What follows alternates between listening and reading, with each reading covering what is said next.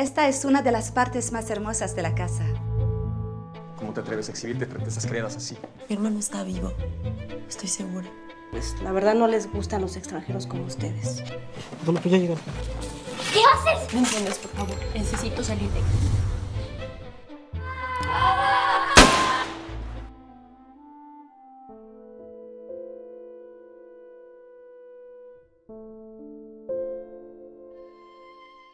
La habitación, y para eso estoy muy bien acompañado por Guillermo Granillo. ¿Cómo estás? Gracias. Te tocó retratar 5 de estas 8 historias.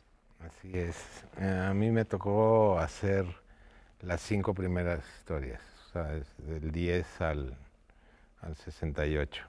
Así es. Y también nos acompaña Carlos Jacques en el diseño de producción y arte. A ti te tocó participar en las 8 historias de este largometraje. ¿Cómo estás? Así es, muy bien, gracias. Hace rato justo estábamos platicando acerca de lo complicado que es trabajar en una sola locación. Evidentemente no es la primera vez que se realiza algo como esto, pero cuéntanos un poquito dónde está la casa y cuáles fueron esas complicaciones justo. Pues realmente la película, o sea, todos los interiores de la película están hechos en un foro aquí en Churubusco. Cuando nos invitaron Luis y Eder a hacer la película, pues primero tratamos de diseñar el espacio. Es un espacio que tenía que transformarse en 8 distintas ocasiones, que tenía que tener un diseño de foro lo suficientemente amplio y con los espacios como que pudieran acotar todas las historias en su momento. Y después buscamos una casa que todavía existiera, que nos pudiera dar el espacio de todos los exteriores para poder resolver y tener un juego mínimo para poder tener exteriores válidos. Entonces encontramos una locación muy interesante ahí en la Colonia Juárez, y así más o menos a partir de que encontramos esa locación, hicimos las adaptaciones al diseño previo que ya teníamos del foro para poder hacerlo funcionar para todas las historias. ¿Cómo se trabaja en conjunto este tipo de proyectos, tomando en cuenta que son varios directores, diferentes épocas y evidentemente diferentes estilos de contar historias, ¿no? En tu caso. En mi caso es como una especie de, bueno, este proyecto fue como una especie de laboratorio, ¿no? En donde a la hora de recibir el guión de todas las historias, pues yo lo empiezo a imaginar un poco como yo lo haría, ¿no?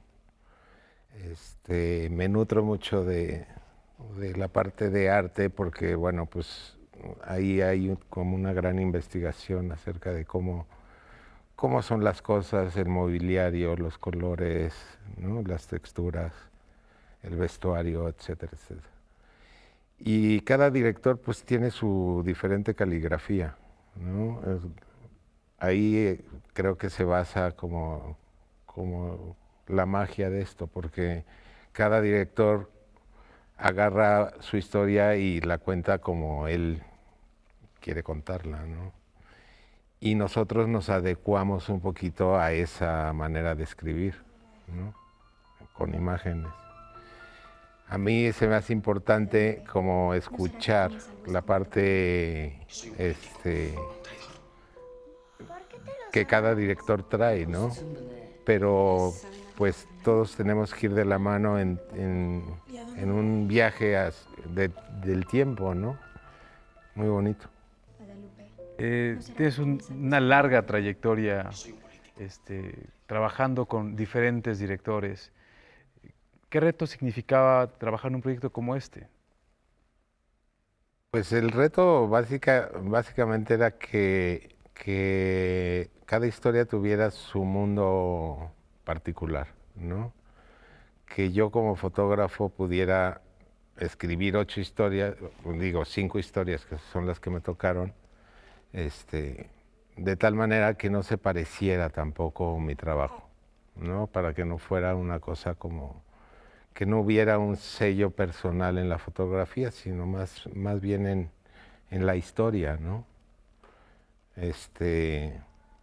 Para eso trabajé mucho con Carlos, cambiando la parte de las paredes, las texturas, o sea, el vestuario iba cambiando, la luz, ¿no? Y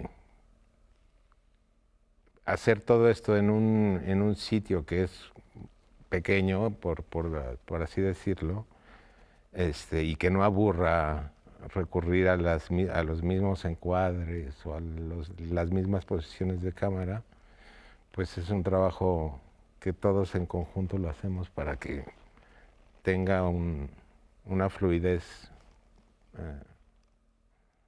agradable, pues, que no sea repetitiva, que no canse, ¿no? La habitación es sin duda una de las películas, como ya lo decíamos, que ha utilizado una sola locación para contar una historia a lo largo de un periodo de tiempo. En este caso son 100 años. Vamos a ver una entrevista que nos tienen, una cápsula que nos tienen preparado nuestros amigos de la agencia N22 para regresar contigo y nos cuentes cómo un poco fuiste formando esos microcosmos a lo largo de esta historia. Vamos a verlo.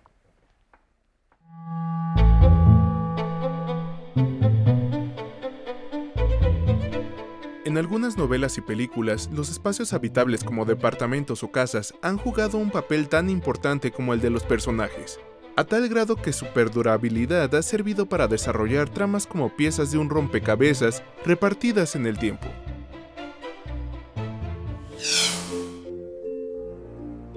Roman Polanski completó en 1976 su trilogía del departamento con El Inquilino, un thriller psicológico hoy de culto. El mismo Polanski hace el papel de un joven soltero que alquila un departamento en un viejo edificio de París. La trama quiere que poco a poco la psique del inquilino se impregne de las oscuras pulsiones de la antigua morada que lo llevan a un final fatídico.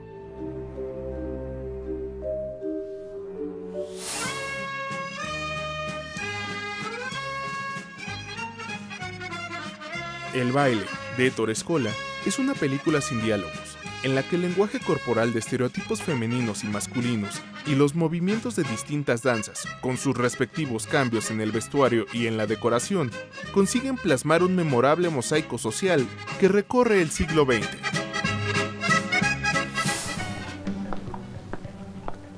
En Ciudad de Ciegos, de Alberto Cortés, un departamento en la colonia Condesa es el escenario para abordar varios momentos de la historia de la Ciudad de México protagonizados por distintos inquilinos a lo largo del tiempo. Bajo el tema de la ruptura, esta obra desvela los cambios tanto evidentes como sutiles en la idiosincrasia del chilango. Hey, Avon lady, where's my lipstick order? Next Tuesday. I told you already. Yeah. Well, I need it for Thanksgiving. En la película para televisión Si las paredes hablaran, dirigida por Nancy Saboca y Cher, 3 mujeres habitan la misma casa en 3 épocas distintas. El recinto es testigo del mismo drama. ¿Cómo enfrenta cada una el controversial tema del aborto?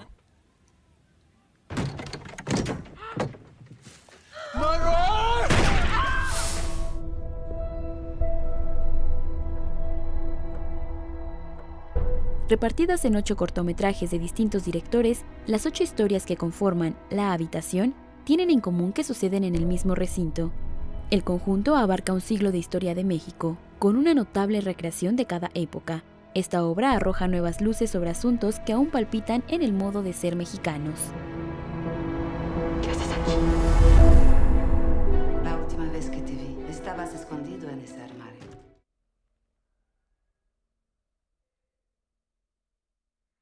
Pues ahí lo tienen, ¿no? Trabajo monumental que tocó realizar, ¿no? Porque esta historia comienza justo con la represión con Porfirio Díaz, ¿no? Y luego pasa a través de la muerte de Madero. Por ahí también está la llegada al poder de Huerta, Carranza, el temblor del 85, el movimiento estudiantil del 68, el asesinato de Colosio, ¿no? Y luego ya hasta la época actual. ¿Cómo fue un poco, que nos develes un poco cómo es el trabajo con cada uno de los realizadores y cómo se va haciendo el tejemaneje de todas estas historias? Pues creo que en esta película particularmente el arte o la escenografía o lo que iba a contener todas las historias era también una metáfora del país, ¿no?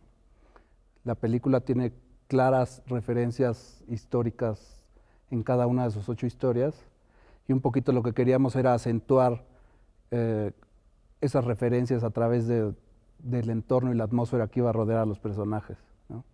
Entonces, evidentemente empezamos con Carlos Carrera en El Sueño, con una habitación esplendorosa en su primer momento, una casa recién construida al principio del 1900, ¿no? Con toda esta labor arquitectónica y esta como gran efervescencia afrancesada que trajo Porfirio Díaz, ¿no? En sus últimas épocas, incluida la corriente eléctrica, el ferrocarril, o sea, era como una cosa pomposa, ¿no? Con lo que empezaba a desarrollarse esta historia y que luego iba a devenir en otras situaciones. Cada director le tuvo la oportunidad de darle como un matiz diferente a sus historias, y más o menos yo con Memo pues tratamos de hacer un plan de poder tener los cambios atmosféricos para que no se repitieran las paletas de color. O sea que sí, hubo una planeación que no es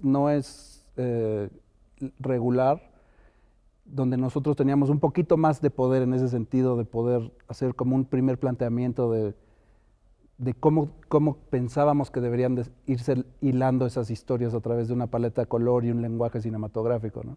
Junto con María Estela, que es la que hizo el vestuario de los 5 primeros episodios, y luego con Gaby Diaque, que retomó esa labor con los últimos 3. Creo que estuvo muy bien logrado en ese sentido, y íbamos transformando la habitación con ese plan. Estamos viendo. Ahí está un poco el detrás de cámaras de todo esto que estamos viendo.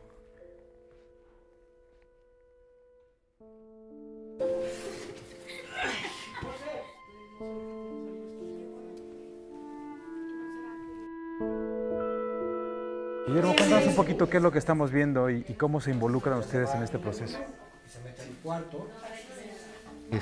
Bueno, la planeación de una película siempre conlleva como bastante investigación en cuanto a paleta de color, en cuanto a mobiliario, vestuario, sobre todo cuando estamos hablando de época, ¿no? La época creo que tiene una cosa muy puntillosa y quisquillosa que tienes que hacer real, algo que ya existió, ¿no? O sea, tienes que recrear un momento que ya sucedió, ¿no? Y siempre es difícil imaginarse el ambiente, ¿no? De cómo puedes tú recrear un ambiente en una época que no viviste, ¿no? Entonces te vas a pinturas, a cuadros, a fotografía, o sea, recurres de todo el material posible que haya a nivel gráfico, como para empaparte un poco de todo eso y poder recrearlo, ¿no? Es un trabajo bastante divertido y lúdico. Y pues bueno, las texturas y los colores tienen mucho que ver también con las historias, ¿no? O sea, cada historia cuenta algo diferente y bueno, aparte de lo histórico, pues tienes que dar un poquito el ambiente que requiere la misma historia, ¿no? Entonces, en ese sentido, pues es un trabajo muy, muy bonito. Cuéntame un poco acerca también de estas complicaciones y que ya mencionaba hace rato Carlos, de no repetirse, ¿no? De pronto buscarle un estilo propio a cada historia y cómo se trabaja con un director para conseguirlo. Creo que eso cae por sí mismo. Cada cabeza de cada director pues tiene una manera de escribir las cosas de diferente manera. Y bueno, no había así como reglas al respecto, sino íbamos siguiendo un poquito lo que cada director quería. Siempre como en conjunto decidíamos pues, la época en la que estamos viviendo, entonces tiene que ver muchas, por ejemplo, el 68, muchos nos fuimos a la referencia que tú tienes como memoria visual de una época, ¿no? Creo que nosotros nos tocó vivir esa época, entonces te vas a las fotografías y en las mismas fotos vienen colores y texturas que intentas plasmar en la historia, ¿no? Sensacional. Yo creo que una de las partes más complicadas de crear una atmósfera son justamente esas primeras, ¿no? Esas primeras de las épocas de, pues ya prerevolucionarias, ¿no? ¿Qué tan complicado fue crear estas atmósferas y conseguir estos detalles, ¿no? Que se van dejando y que al final de cuentas también son valores de producción que a veces son tomados pocos en cuenta? Yo creo que hicimos un gran trabajo de investigación y junto con el escenógrafo que es Gabriel Cortés y la decoradora que era Daniela en ese momento, Daniela Rojas, pues tratamos de tenerlo más, de tener un espacio lleno de detalles, ¿no? Las primeras veces cuando todavía estábamos en el proceso de terminar la construcción y eso íbamos con Memo y nosotros siempre quisimos tener un foro completo, o sea, que tú pudieras voltear a donde fuera, el techo, el piso, las esquinas, todo, y que todo estuviera lleno de detalles. Entonces creo que en ese sentido tuvimos una muy buena preproducción junto con Eder y Luis, que nos apoyaron bastante, y logramos trabajar el foro hasta que lo tuvimos como en un punto que nos satisfacía, ¿no? Que tenía todos detalles por todos lados, que podíamos verlo completamente sin cortar y sin tener que mover todas las cosas para poder voltear la cámara. Creo que esa dinámica del principio pudimos mantenerla con todos los otros. Evidentemente teníamos que tener un pequeño espacio para poder volver a modificar los sets y poder llegar ahí. Creo que esa era una de las dificultades más como de producción que más metían problemas a los productores, porque pues, hay un tiempo mínimo para poder transformar las cosas. Pero creo que ese tiempo nos sirvió a todos para, con cada director y en cada momento, seguirle buscando los detalles de la luz, los detalles de transformar la decoración. De repente se vaciaba más la habitación, de repente se saturaba. Creo que logramos en el planteamiento del principio, que era tener un foro completamente armado siempre, para que ellos tuvieran la libertad de poder trabajar como quisieran. La habitación se filmó en 2 periodos distintos. Primero filmamos 5 historias y luego nos detuvimos unos meses y la retomamos meses después. Y eso creo que también nutrió un poco las atmósferas de los siguientes directores para que pudieran trabajar y tener eso mismo que creo que en la película se mantiene. Creo que la película lo logra bastante bien. Más o menos, ¿cuánto era el periodo que ustedes tenían para montar un set, grabar una historia, desmontarlo y volver a hacerla otra vez? Había 6 días más o menos, o una semana más o menos entre las primeras historias. Y entre el 3 y el 4 hubo un periodo un poquito más largo, pueden ser 9 días. Pero generalmente fue como una semana entre las historias. Wow, pues de verdad que sí es un trabajo. ¿Qué tanto te dejaban opinar acá el departamento de producción junto con el de vestuario para que de pronto en un set pudieras tener mejores tiros, pudieras mover mejor la cámara para ciertas historias? En ese sentido también, ¿qué tanto te ayudaba haber filmado en un set y no en una locación? Precisamente la dificultad es que no parezca un foro, ¿no? O sea, que parezca un sitio vivido, que parezca una locación.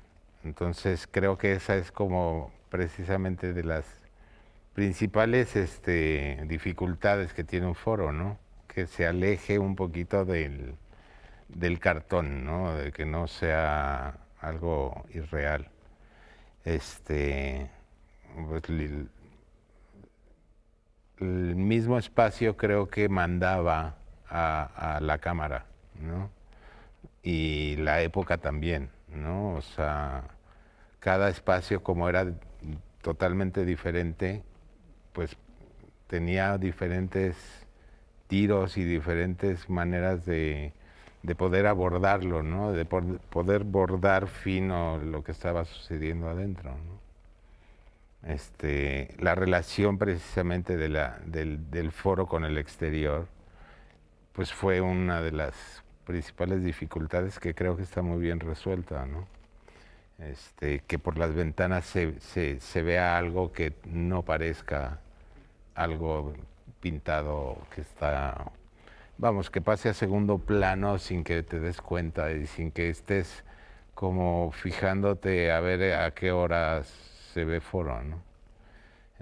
Creo que es suficiente, es como muy robusta cada historia como para que te estés fijando tanto en las fallas, más bien te estás entreteniendo con la historia, ¿no? Y eso es muy bonito.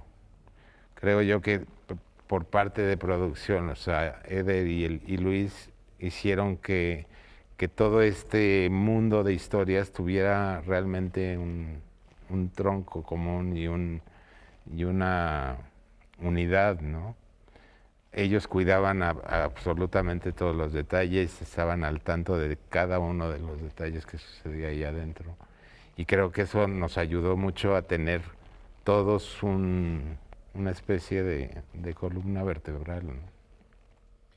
Carlos, ¿tú crees que hubiera sido posible, digo, ya sé que no sucedió, ¿no? Pero hubiera sido posible filmar esta película en una sola locación como un poco lo plantea la historia? ¿En una locación real? Real. Yo no creo. Yo la verdad creo que justo esta película, para poder funcionar con la variedad de directores y la variedad de las historias, era una película que requería ser tratada en un foro y requería tener un diseño previo para que todas esas transformaciones tuvieran sentido. Como te digo, finalmente cuando encontramos una locación, y retomando un poco lo que decía Memo hace rato, nosotros filmamos en un foro y teníamos siempre constantemente afuera, a través de las ventanas, una proyección con unos proyectores donde había la realidad, y esa realidad la transformamos, si era noche, si era día, se generaron unos renders 3D para que siempre, entonces la sensación cuando tú estabas adentro de la habitación es que afuera realmente había luz de día, y creo que eso lo logramos muy bien, es como de las partes más bonitas o a las que más cariño le tengo yo, porque fue realmente algo muy complicado, tuvimos problemas técnicos fuertes, ¿no?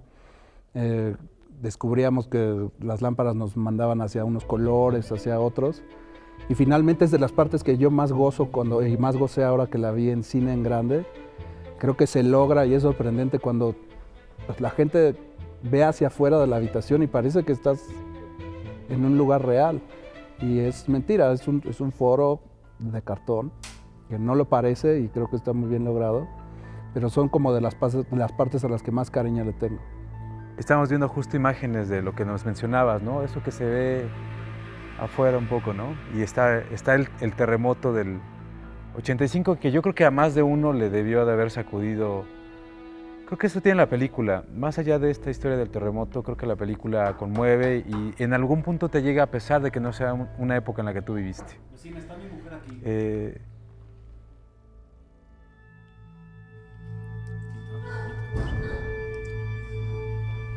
Ahí vemos un poco justo de todas esas transformaciones de las que hablabas, ¿no? ¿Cómo se van eligiendo esos detalles? ¿Cómo se van buscando todas esas cosas que nos muestran en la película? ¿Y cómo trabajas y cómo te involucras con los demás departamentos?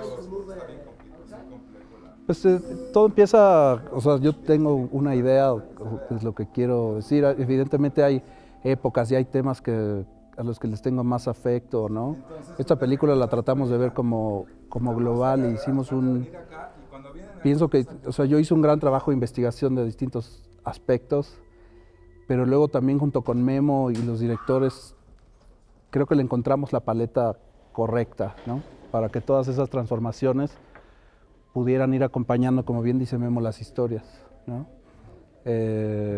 Yo recuerdo los 80s pues más como eso, ¿no? Como con unos colores muchísimo más saturados, etcétera. Creo que está bien lograda. Y los directores pues iban más o menos comprándonos la historia, ¿no? Ellos tenían evidentemente su propia visión. Había cosas donde ellos se tenían que acotar y nosotros también teníamos que ayudarlos a que lo importante son sus historias, ¿no? Y el lenguaje que ellos querían dar, etcétera.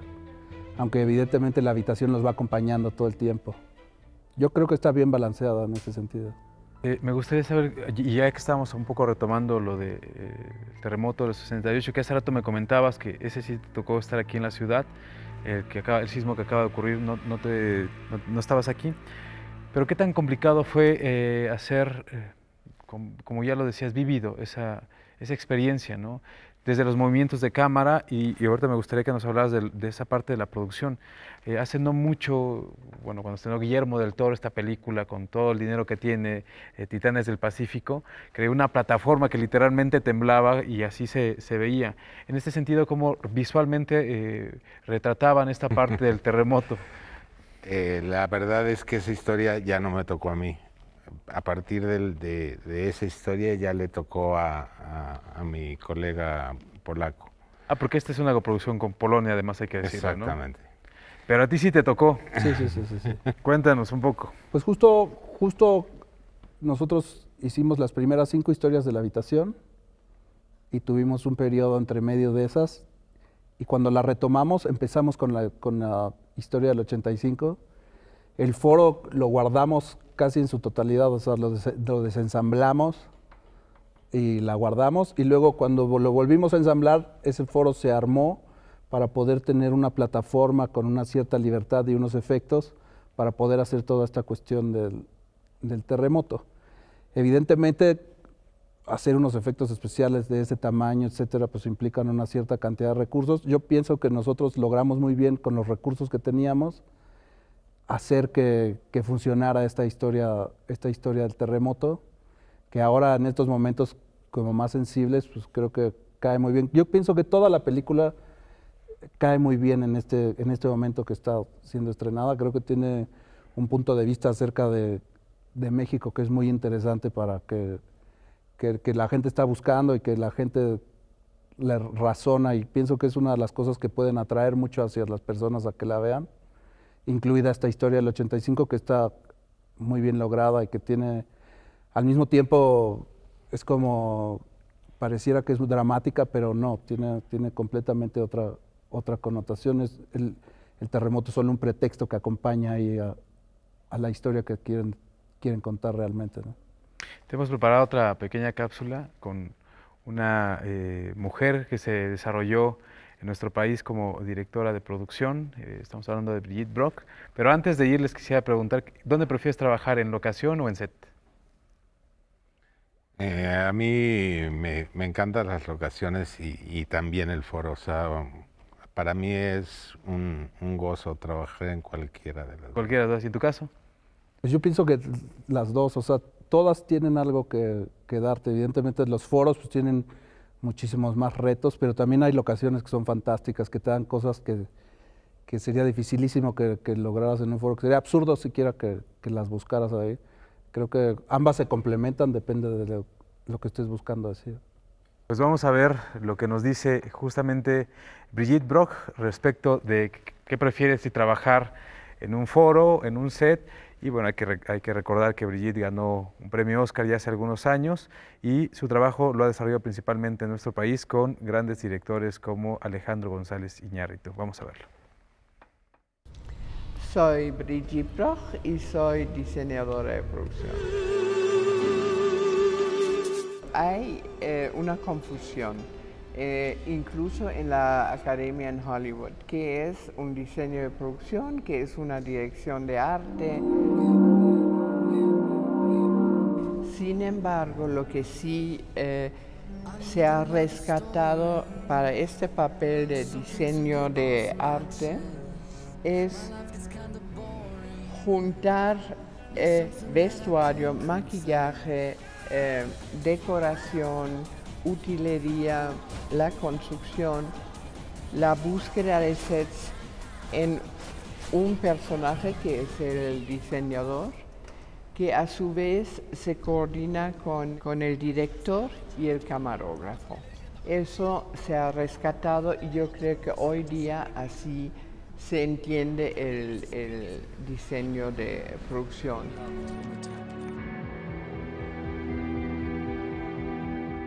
Todavía siento que hay muy pocos que están conscientes de de que la decoración es importantísimo, o sea, va junto con pegado al diseño de producción, porque si tienes un set vacío no haces nada, y si lo llenas con muebles X no haces nada, no transmite, no habla, no cuenta, ¿no?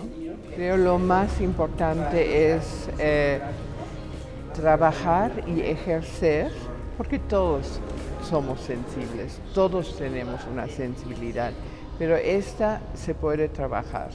Y esa sensibilidad hacia cualquier manifestación del arte, sea la pintura, la lectura, el cine,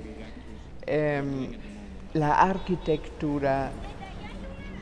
Esto es un mundo con el futuro diseñador se tiene que enriquecer lo más posible.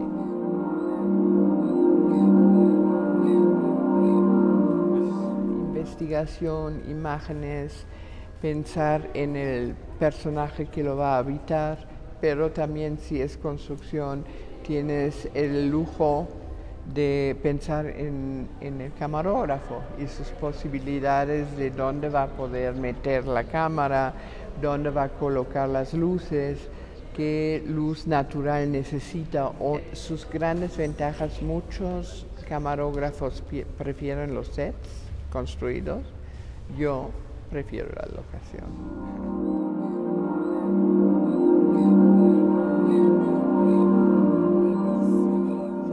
Mínimo detalle ya puede hablar del personaje que vive en el set, ¿no? O que sucede en el set. Los detalles a veces se tienen que fabricar, si no existen en una tienda de segunda o una tienda de antigüedades, o ya no es nada fácil esa búsqueda.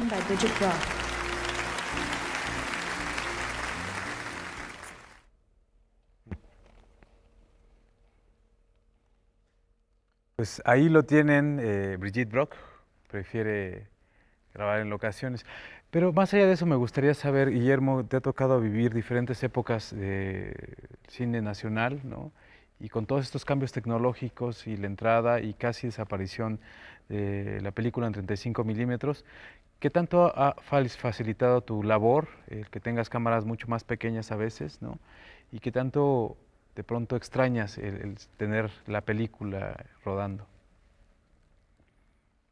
La película lo que tenía es que tenía mucha magia y tenía otro tipo de, digamos, la parte que seguía a después de filmar era un poco más larga y complicada, ¿no? El proceso fotoquímico tenía pues su muy particular encanto, ¿no? Creo yo que la máquina ha cambiado, pero lo que no hay que olvidar es que estamos haciendo lo mismo, ¿no? O sea, fuera y más allá de que las cámaras hoy por hoy nos den la facilidad de ver el material luego, ¿no? Creo que hay que tener en cuenta que lo que estamos haciendo es contar historias, ¿no? Con luz y con una máquina que se llama cámara. A mí me encantaba el 35 milímetros, lo hacía con mucha pasión y con mucho gusto, ¿no? El trabajo de postproducción era mucho más artesanal y dependía un poquito más del ser humano, ¿no? Tenía errores humanos que muchas veces y hoy por hoy se sustituyen con aplicaciones, ¿no? Hoy por hoy encontramos en los teléfonos una aplicación que dice analógico o 35 milímetros y te ponen rayas y cabellos ¿no? y veladuras como algo muy lindo. O sea, eran errores que nosotros intentábamos evitar a como diera lugar y ahora se lo ponen a la imagen para hacerlo más atractivo, ¿no?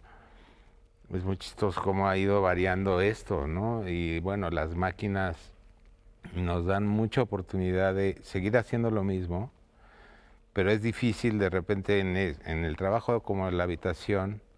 Yo quería que las primeras historias se parecieran mucho más al 35 milímetros, ¿no? Y es exactamente buscar como una máquina digital te lleva a esa misma textura, a esos mismos colores, a eso que lográbamos antes con celuloide, ¿no? Es difícil porque la tecnología digital es mucho más precisa, ¿no? Y puedes capturar imágenes realmente espectaculares con una belleza indescriptible, pero que de repente carecen de alma, ¿no? Carecen de esa esencia que antes tenía el cine. Hay que buscarla dentro de las máquinas, esa otra cosa, ¿no? O sea, yo creo que la dificultad, o sea, hay un malentendido de que el digital nos da velocidad y nos da rapidez. Sí, para el resultado lo podemos ver casi inmediatamente. Pero para esa búsqueda que va más allá de cómo lo estás capturando, creo que es lo mismo. No es ni más rápido ni más lento, sino tienes que tener muy bien en cuenta qué pasa con la luz, qué pasa con las caras, con las pieles, con las texturas de los sets y las locaciones, ¿no? Creo yo que es un trabajo que se tiene que conservar como muy similar. No hay un antes y un después, creo que sigue, ¿no? Y hoy por hoy el digital lo único que ha hecho es perder el rigor en los espacios creativos que son los sets cinematográficos, ¿no? La gente cree que porque la máquina es muy buena ya sabe hacer fotografía. No es cierto, ¿no? Me gustaría saber si te hubiera gustado, si hubieras tenido la oportunidad de filmar esta historia en 35, por lo menos las partes que a ti te tocaron, ¿te hubiera gustado hacerlo? Digo, ya sé que es poco práctico y que los costos se incrementan bastante, ¿no? Sí, no, yo voy con la época, me encantan las cámaras digitales. Creo yo que escoger una buena óptica y un buen sensor también depende del resultado, ¿no? Creo que sí, finalmente hay una añoranza de parte de muchos de nosotros del 35 milímetros es un poco romántico, ¿no? Pero creo que con lo nuevo se puede lograr algo muy bello y sin tanto costo. Perfecto. Carlos, ya nos comentaba ahorita Guillermo algunas de las complicaciones que se sufren en el rodaje. Seguro tú tienes algunas más, ¿no? Sobre todo estos pequeños detalles que a veces terminan por convertirse en los pequeños detalles, pero terminan siendo la película completamente diferente. ¿Cuáles son esos detalles que te hicieron que te quebraras un poco la cabeza y se convirtieron en cosas esenciales de cualquiera de estas historias, ¿no? Pues creo que la habitación en sí era como el detalle más complicado. Poder tener un planteamiento de los exteriores creo que también fue uno de los grandes retos, o sea, poder resolver, no vivir con ventanas quemadas, poder tener todas estas cosas que si ustedes ven la película sí existen, que es abrir las ventanas y tener un exterior en un foro que suena sencillo, pero son como de los retos. Creo que esas son de las cosas que más delicadas se volvieron en algún momento. ¿Les puedes hablar un poquito más específicamente? Decías que hicieron proyecciones en 3D, ¿cómo es esto y qué pusieron pues generamos, atrás? O sea, una vez que tuvimos la supuesta locación real, que es en la Colonia Juárez, generamos digitalmente un render en 3D de todo lo que debería de verse a través de esas ventanas en relación con esa locación real. Y con ese render en 3D hicimos diversos plates. Depende de lo que necesitaba cada historia, si era una noche, si era un amanecer, si era el mediodía, si entraba el sol por las ventanas, etc. Y eso teníamos una pantalla de 9 metros por 20, si no me equivoco, fuera del set, con unos proyectores, 2 proyectores encendidos que tenían esa proyección todo el tiempo para que fuera la misma hora del día, todo el día. Wow. ¿Y qué tanto trabajo significa eso que nos acabas de contar en 2 minutos? Pues teníamos una persona encargada de la proyección, podíamos manipularla, moverla, crecerla. Teníamos, junto con Memo, llegábamos, tratamos de, en la medida de lo posible, tener un día de preiluminación para poder trabajar y corregir, pero muchos días durante el rodaje pues corregíamos y íbamos y ahí mismo en el momento pedíamos 5 minutos y corregíamos los colores o movíamos un poquito la proyección. Creo que eso es como uno de los retos mejor logrados y que más complicados fue. A lo mejor, digo, estamos teniendo igual imágenes del making of. A mí uno de los que más me llama la atención justo del arte, porque es mucho más austera, después de haber visto ya varias historias donde hay como cosas muy abigarradas, es el del 68. Bueno, particularmente me llaman mucho la atención 2. Uno es el 68 y otra es este justo de los niños, donde en esta historia pues la casa ya quedó completamente pues como abandonada y vemos estos chavitos, ¿no? ¿Usaron otra locación o igualmente todo esto es en foro? Todo eso es parte del mismo foro. Se hizo todo un trabajo escultórico para destruir la habitación y romper las paredes, etcétera, que pareciera muy realista. Yo creo que está muy bien logrado, pero todo sigue siendo un foro. Esa historia en particular tiene un poquito más de relación con el exterior, con las cosas que filmamos en la locación real, pero todo es un foro. Y también la del 68 justo era una que tenía que marcar la pauta del cambio, ¿no? Justo en esa historia se supone que esta habitación se parte en 2, en unos departamentos, y es como un nuevo inicio, por eso pareciera un poco más minimalista en relación con los 4 cortos anteriores. Pero yo le tengo mucho cariño, a mí me parece muy bien lograda, pienso que la paleta está bastante bien, aun cuando pusimos un piso muy claro y muchas cosas ahí que íbamos descubriendo, y que al final Memo me apoyó porque pues sí es como difícil tener, y creo que en el balance general de todas las historias en una película es muy buena, o sea, está acertada y completa muy bien como la transición de los colores por todas las épocas. Y invertiste todos tus conocimientos en tus otras películas. ¿Y qué tanto te permitían un poco los directores, en mayor o menor medida, sugerirles cosas de encuadres, de crear atmósferas a través de lo que nos va contando y que registra la cámara? Creo que Carlos lo anotó antes. Un poco teníamos un poco más de poder que en otros casos, tanto él como yo, porque estábamos más en la locación. O sea, un director llegaba y pues se metía en su historia y se iba, y nosotros seguíamos con más, ¿no? Entonces sabíamos perfectamente de qué lados estaba flaca la locación, digo, el set,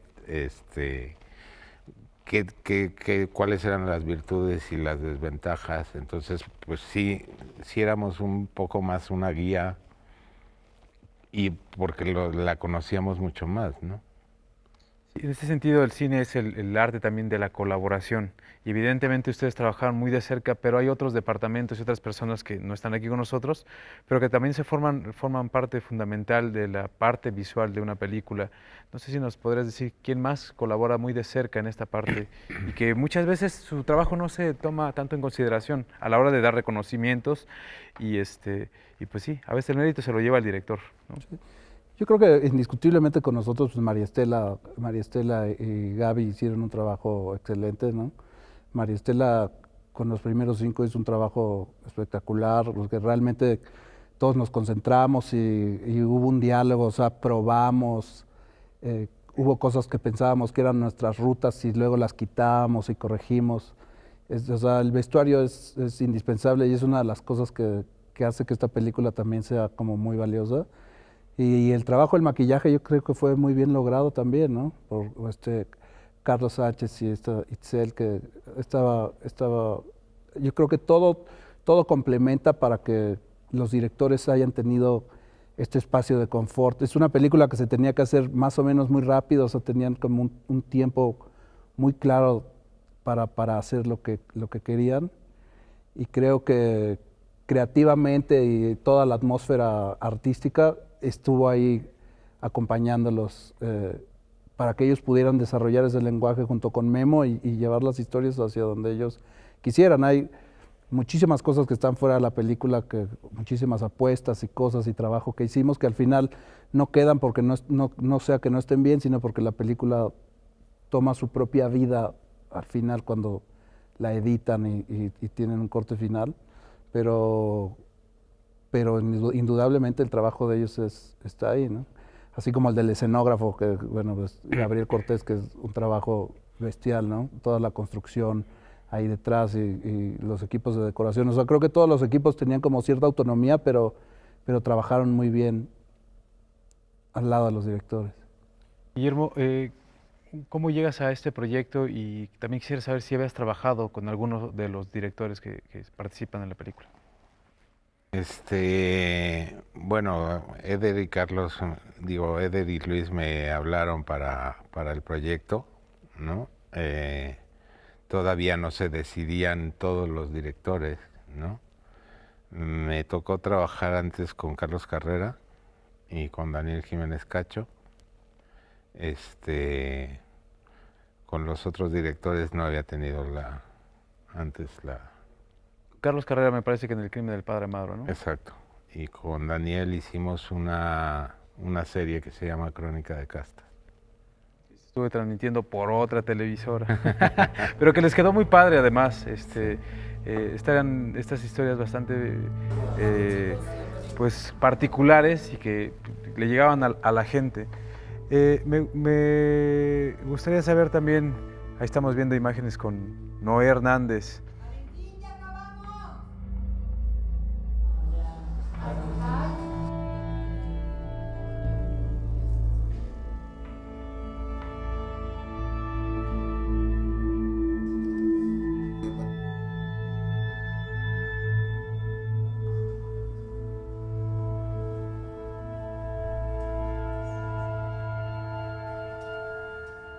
También tengo entendido que trabajaron actores no profesionales en algunas historias, ¿no? Sí, así es. Se nota muchísimo más en la historia de Iván Ávila. Él tenía la premisa de trabajar con niños reales. Hicieron todos unos talleres con una preproducción suficiente para llevar a estos niños. Y yo creo que está muy bien lograda esa historia, la verdad. La última es la de Natalia Bernstein, con quien acabas de trabajar también. Bueno, va a presentar en unos días ya prácticamente su última película en el Festival Internacional de Cine de Morelia. Pero además Natalia también se ha desarrollado mucho como directora de casting, si no me equivoco. ¿Ustedes también influyen de alguna manera en esa parte de buscar los rostros y de encontrar como ese personaje que busca o que necesita la historia, o en eso no tienen tanto cabida ustedes? Pues no en todos los casos, depende. Hay productores y hay directores que son mucho más abiertos para ese tipo de cosas. La verdad es que yo pienso que esta película en el caso del talento representaba un reto bastante grande, que estuvo muy bien resuelto, y Eder y Luis la verdad es que son unas personas que sí te complementan en el grupo y sí te preguntan. Y ahí tenemos a Cristian Ferrer, ¿no? Dagoberto Gama. Una lista... Sí, casi interminable. Una lista muy grande. ¿Quedas satisfecho con el trabajo realizado? Me encanta el cast, sí, es de las sorpresas más agradables que tuve, ¿no? O sea, de repente encontrarme con rostros nuevos, con rostros muy conocidos, pero muy lejanos a nosotros, como Irene y como, no sé, o sea, cast que puede ser que no te toque otra vez, ¿no? Realmente fue una satisfacción muy grande hacerla. O sea, me quedé con la espinita de hacer las 8.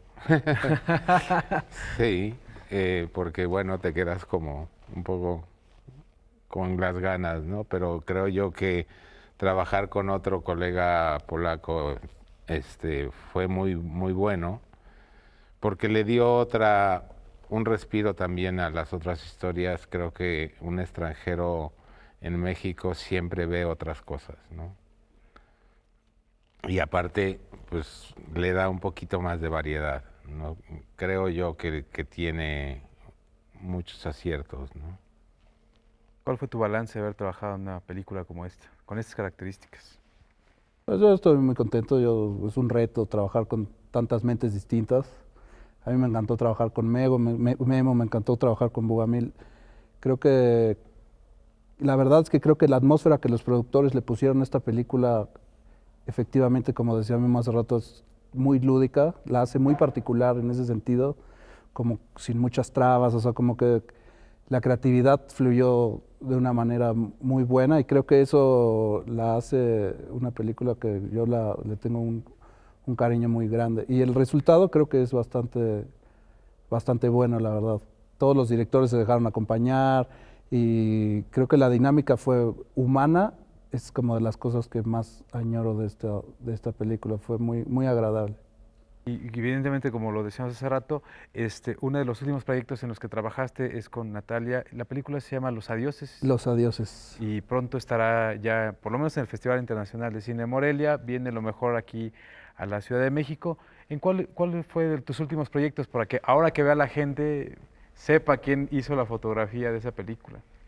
Bueno, hay una película en Netflix que se llama El Elegido, y acabo de trabajar en una película con Alejandro Lubezki, que es el hermano de Emanuel, que no sé si el título sea el que le pongan, pero se llama Si yo fuera tú.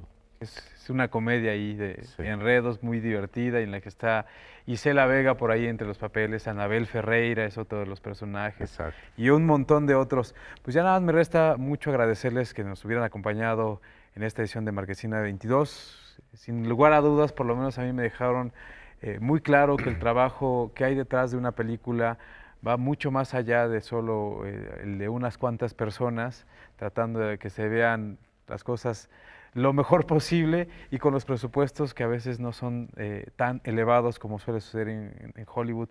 Muchas gracias, Guillermo. De nada, gracias a ustedes. Muchas gracias, Carlos. Gracias a ustedes. Pues yo soy Julio López y fue un placer estar con ustedes. Nos vemos la próxima semana.